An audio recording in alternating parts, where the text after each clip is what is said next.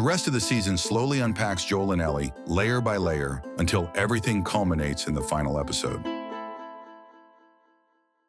Ellie is a tomboyish 14-year-old, stubborn and reckless. She is a walking contradiction. At times, she's violent and shockingly foul-mouthed, slinging around profanity far beyond her years. But get past her defenses, and you'll find someone deeply protective and surprisingly hopeful. When she's at ease, she cracks bad puns from her no-pun-intended book and fills the air with laughter. She's a natural leader, bold, impulsive, and always ready to charge ahead without a second thought. And this rebellious streak, it's not just her, it's intensified by the brutal, chaotic world she's growing up in.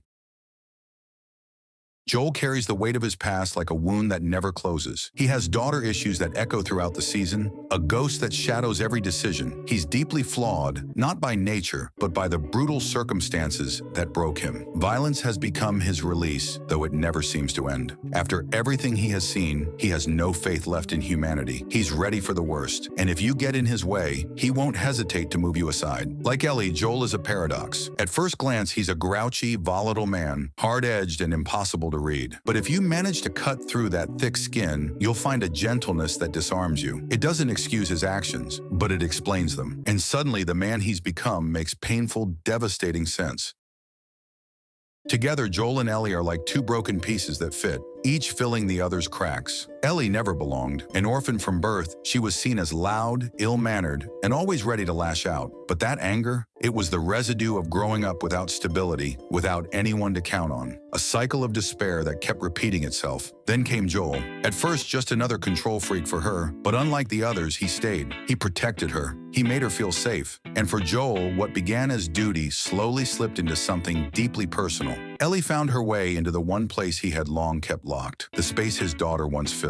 And once she was there, that was it. No matter who or how many stand in the way, he will protect her. In a world where survival is instinct, their bond is something rarer, a reason to live.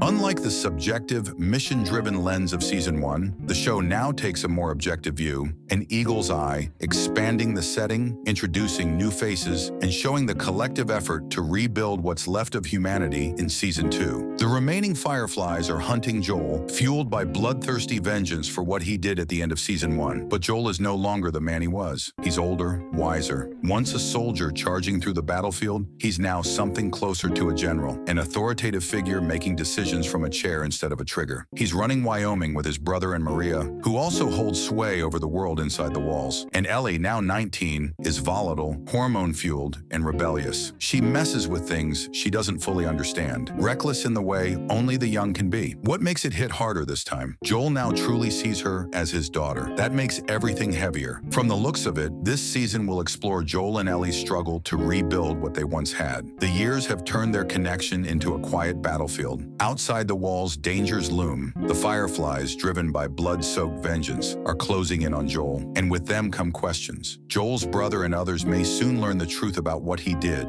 And Ellie, now on the cusp of learning the full truth, will face an inevitable confrontation. But she won't know how to react. Should she admire him more or be furious at him, as the circumstances are bound to make her hesitate?